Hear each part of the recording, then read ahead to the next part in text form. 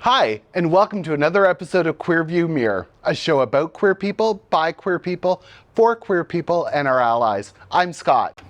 And I am Dawn. This is Queer View Mirror coming at ya.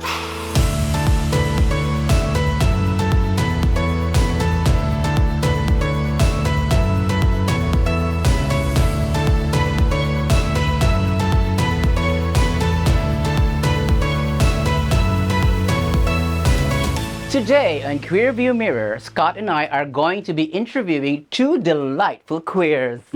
Andrea and Kitty are joining us today, and we're going to be talking about the different Pride celebrations that's going on in and around the Comox Valley this year. Don't miss it. Today on Queer View Mirror, we are coming to you from the Comox Valley, and we are joined by two delightful queers who Scott is going to introduce to us. Joining us today is Andrea Capelli from the Pride Society of the Comox Valley. Andrea is a treasurer and a board member. And we have Kitty Pitt joining us too from Queer Culture. And she's one of the guardians The there. Guardians. Mhm. The guardians of queer culture. I love it. So I guess we have a bit of a unique setup here.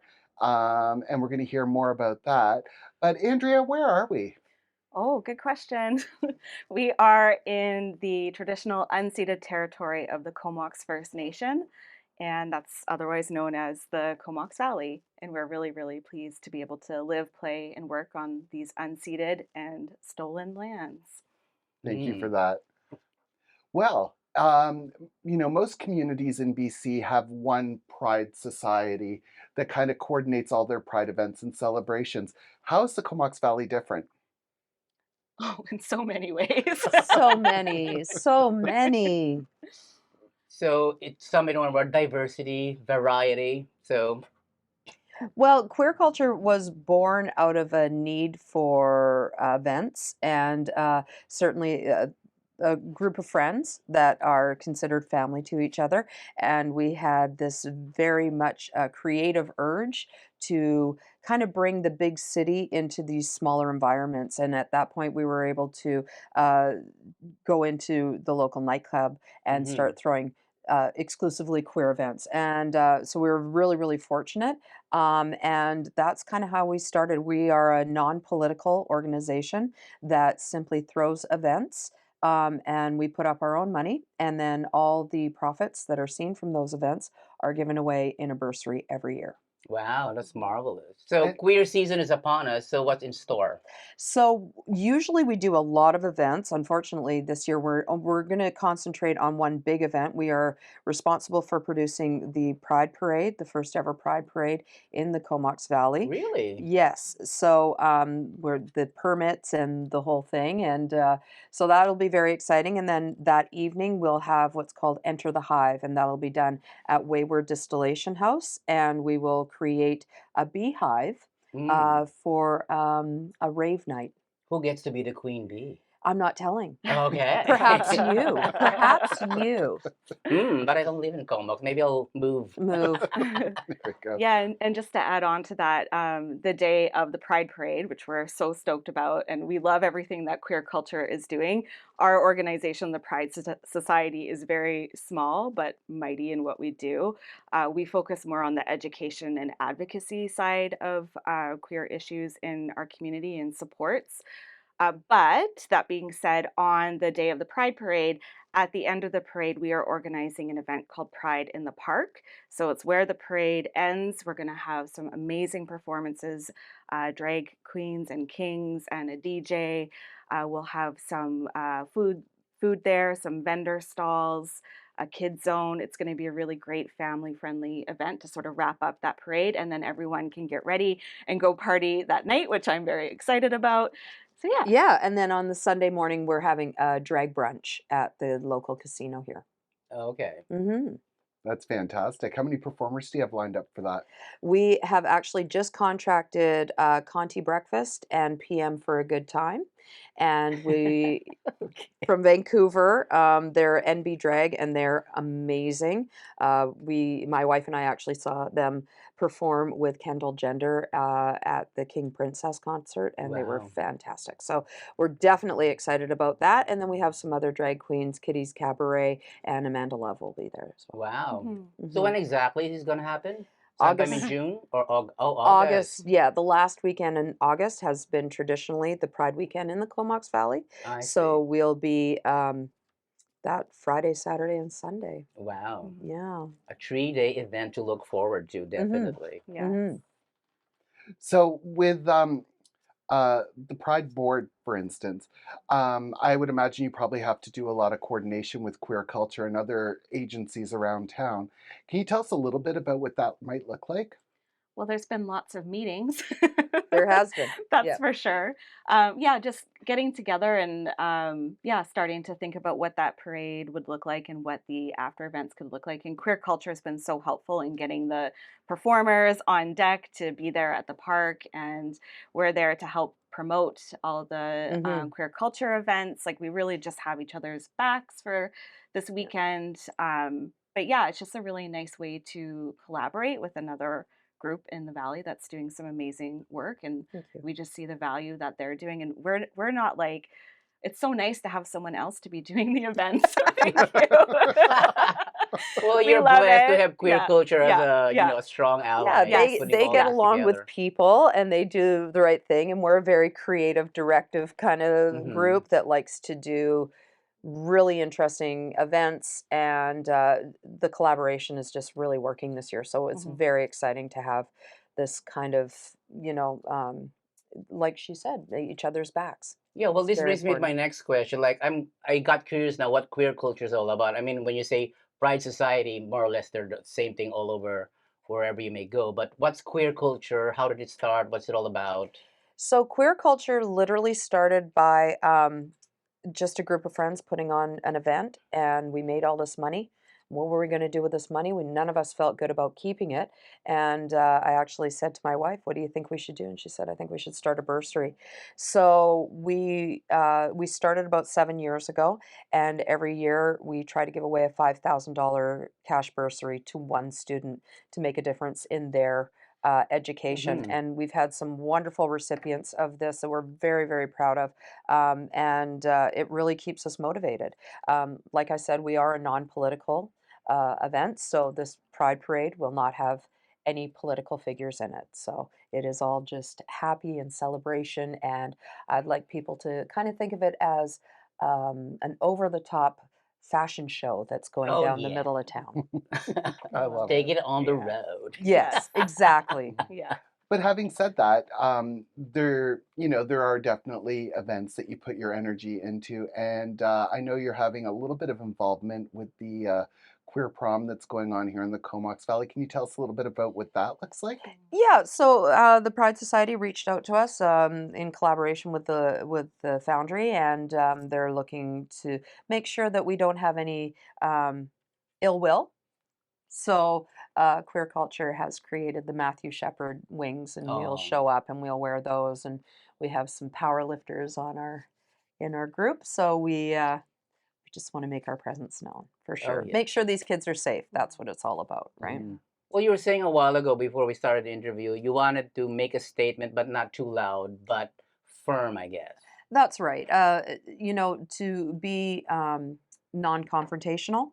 So the wings just make you so big that the protesters can't see in, and the people that are enjoying themselves and celebrating who they are don't have to look at people scrutinizing them. I think that's the most important part, especially in the youth. You know. Well, you were telling me a while ago you have had that experience of like having to protect an event from protesters Yeah. from the actual participants. Could you Yeah. tell us a little bit about that? So interestingly enough, queer culture has been around for 7 years, and when we first did our first club night, we were approached and said, "Are you worried about people coming out and bashing or anything?" And I said, Mm-hmm. "Well, actually, no, these gays bash back, so we're Mm-hmm. not too worried." But we'd never had to deal with this kind of animosity before, and then. When we had the Emperor of Vancouver documentary come through, there was about 15 Protesters, protesters yeah. outside of the movie theater, and we had been warned that they were going to be there. So that's when we made these wings, and it's just a really nice way of saying, like, you're welcome to your opinion and congratulations on that, but we are also trying to keep our people safe, and we just want Hmm. to be quietly here doing what we do, Just like guardians do. just as guardians do. That's right. That's right. Yeah. Yeah. Is there a little story about the term guardian?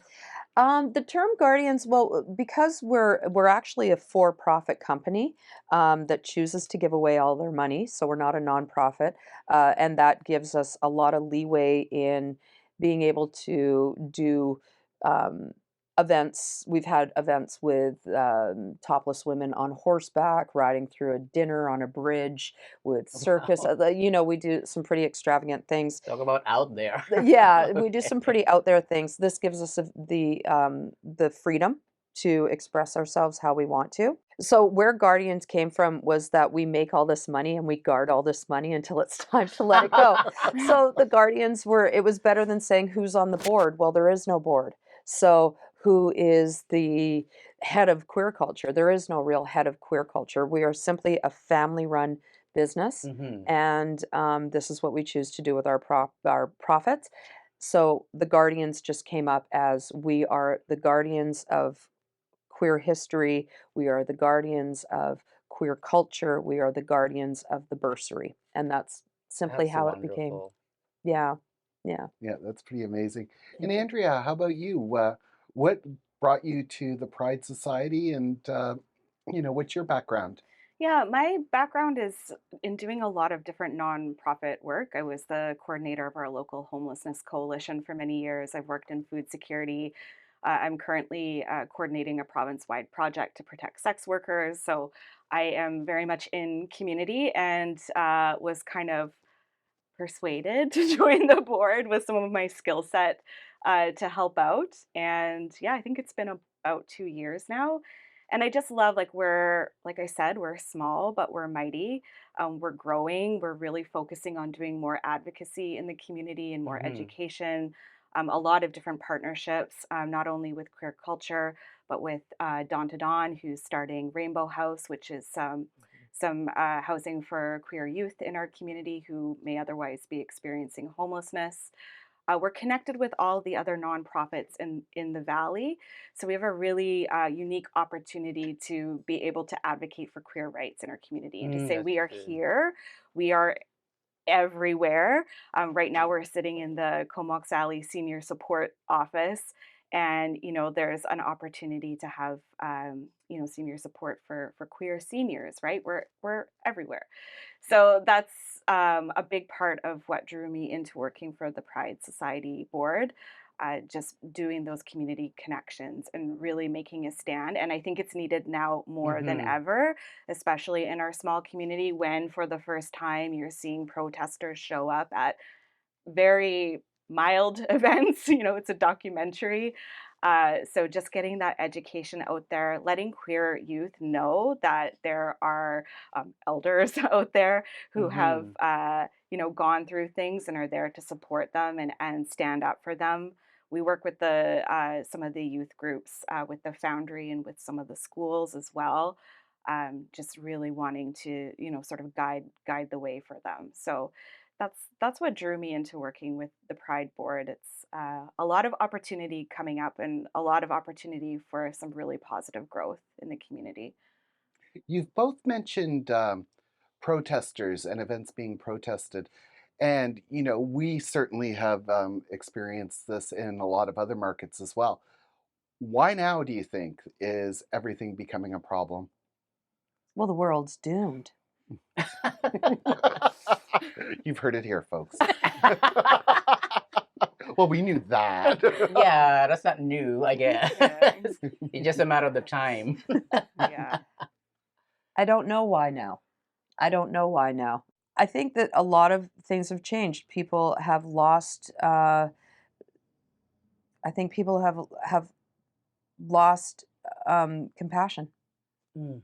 I think that the voices got way too loud, and people are just thinking that what their ideals are more important than what people want to express in themselves. It's Well, an if the unfortunate. opposing voices are getting loud, Hmm. then I guess the supporting voices should be even louder, Agreed. Agreed. right? Yeah. That's why we Agreed. have Queer View Mirror. Yes. And I So think, needed. in other countries, we've seen leadership that suddenly made bigotry and racism Mhm. a lot more appealing for certain Yes. Or yeah, communities. Yeah. acceptable. Yeah. And I also believe that because of the AIDS crisis that I was, that I also lived through, and we saw that as older OGs, old gays. We My God. You just relax. I think we've seen that we've lost 2 generations of storytellers, and we have lost the the the history. And without having that history, without that keep being expressed, without that knowledge and that Mhm. teaching of history, we are bound to repeat it. And the parades that we were in the 80s and the marches that we did in the 80s are being lost on a younger generation because they don't remember any of that. Queer Mhm. culture has had many events where we have pushed culture, where we've pushed our history, where we've had speakers come and tell their stories of what it was like in the 70s and 80s Mhm. and in the 90s.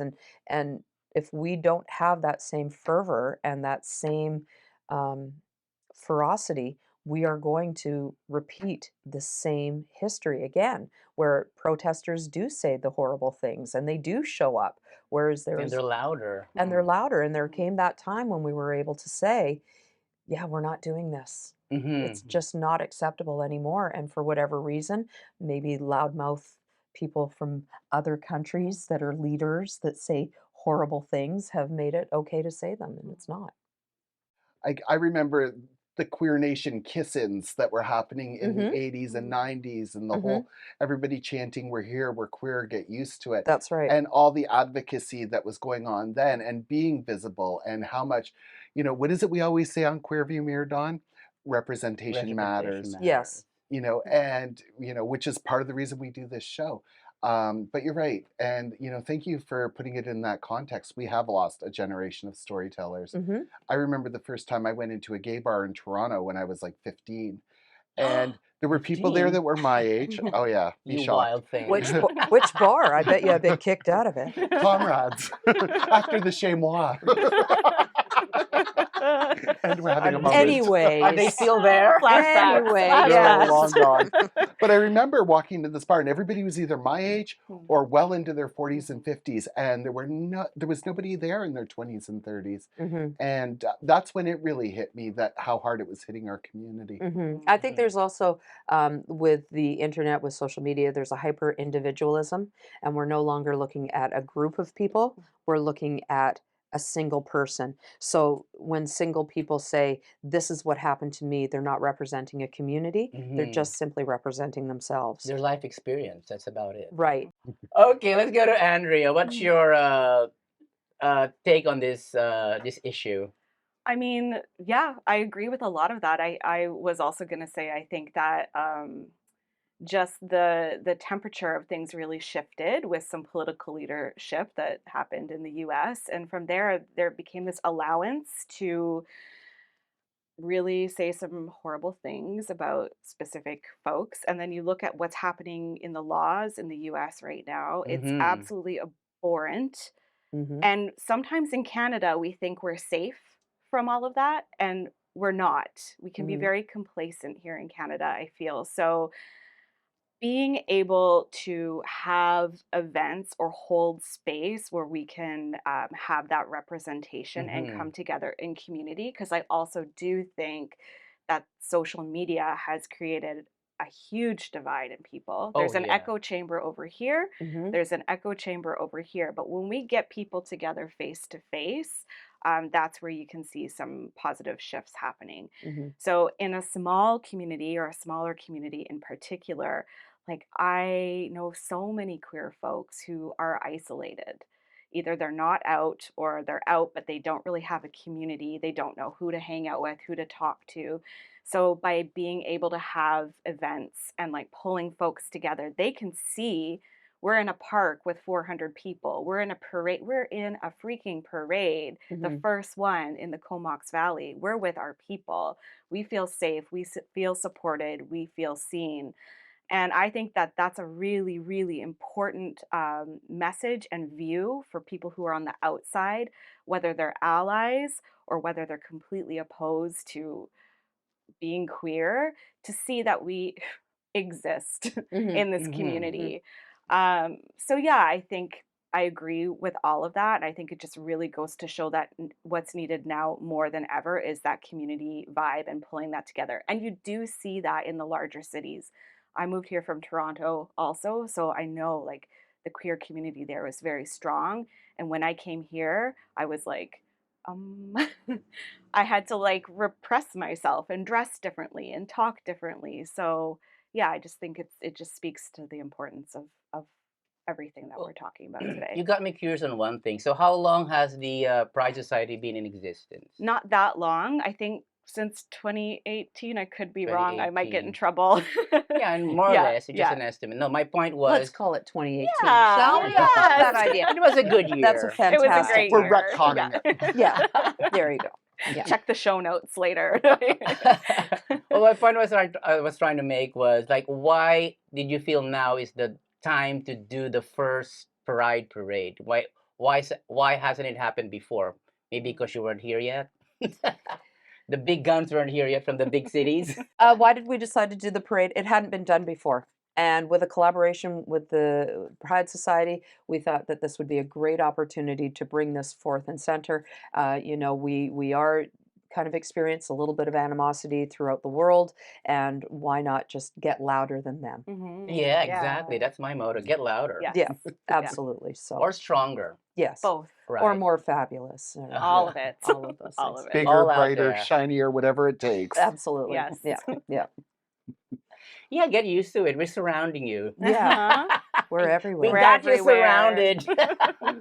So, for those of us who don't live in this community but would love to check all the festivities out, when is the Pride Parade? August 26th will be the Pride Parade at about Mhm. 12 o'clock.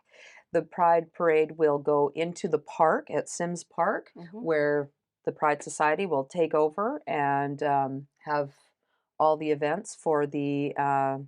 Well, you speak on that one. Yeah, the Pride in the Park. Yeah, we'll be there from 12 to 5 on the 26th. So folks can roll through the parade and then get some food, check out some vendors, and then watch some amazing performances for free in the park. Mhm. Bring your kids, bring your partner, bring your friend, bring your allies, bring your enemies, bring everyone. Yeah. You know, Bring 'em. Will bring there 'em. be storytelling by drag queens?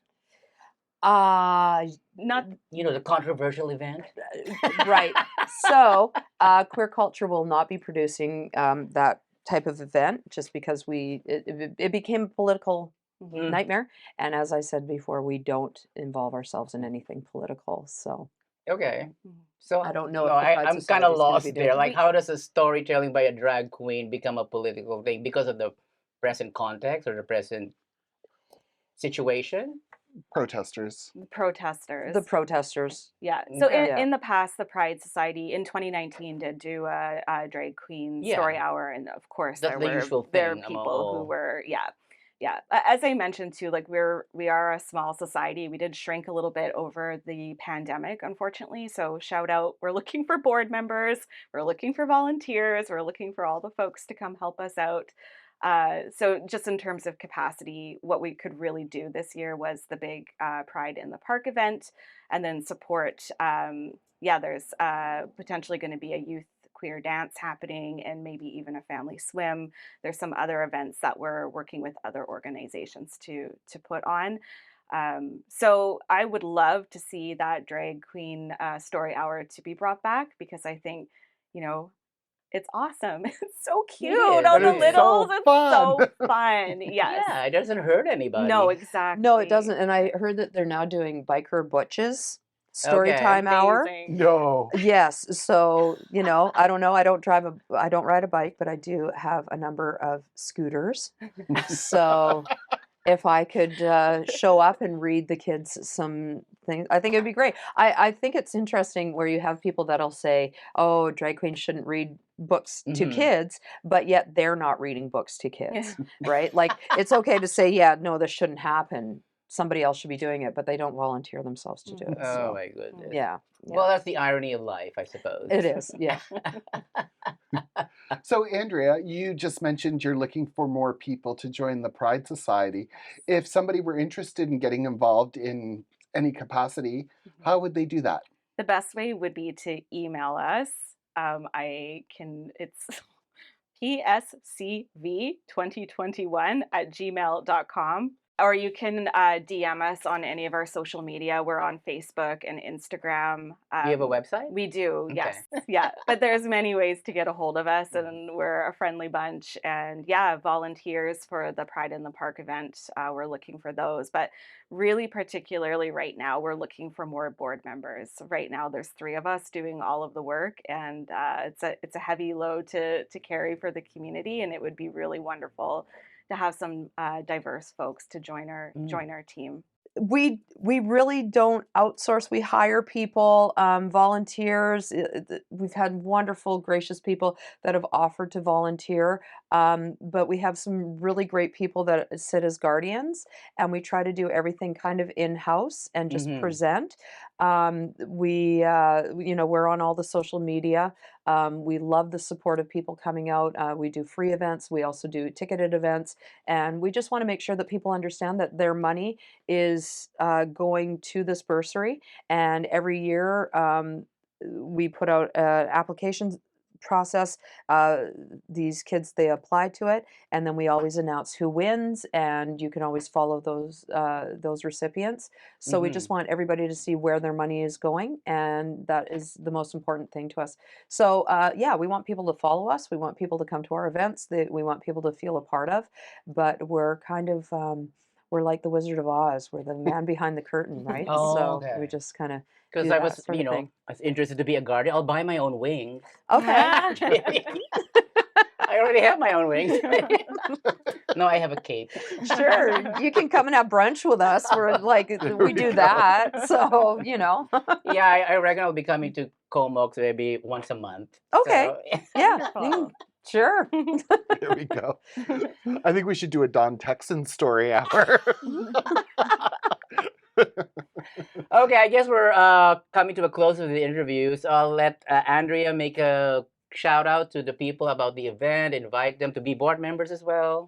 You just did that for me. It's part of my job. No, absolutely. Join us on August 26th, first for the Pride Parade starting at noon, and then end the afternoon with us at Pride in the Park at Sims Park in Courtney until 5 p.m. Again, live performances, vendors, food, kids zone, family friendly, just a really awesome time. And then later that evening, Yeah, where we'll have the outdoor rave club night at Wayward Distillation House called Enter the Hive. We will have fire dancers, we have go-go dancers, we have DJs. We'll have a very interesting light installation that'll Wow. be quite incredible. And then, of course, on Sunday morning, we'll be having the drag brunch, and that will be held at the casino here. Oh, okay. So, yeah. So no drag storytelling, but brunch. That sounds better.